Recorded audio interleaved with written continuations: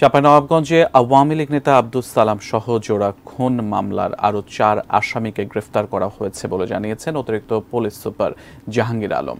দুপুরে অতিরিক্ত police super Jahangir Alam জানান, সোমবার রাতে তথ্য প্রযুক্তির মাধ্যমে আসামিদের অবস্থান নিশ্চিত হয়ে চট্টগ্রামে অভিযান চালায় জেলা গোয়েন্দা পুলিশের একটি দল।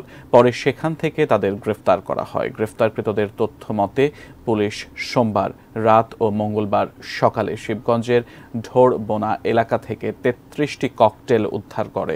২৭ জন শিবগঞ্জের রানীহাটি এলাকায় নয়লাভাঙ্গা ইউনিয়ন আওয়ামী লীগের সাধারণ সম্পাদক আব্দুস সালাম এবং তার সহযোগী শিক্ষক মতিন আলীকে খুন করা হয়। পুলিশ এ মামলায় এখন পর্যন্ত ১১ জনকে গ্রেফতার করেছে।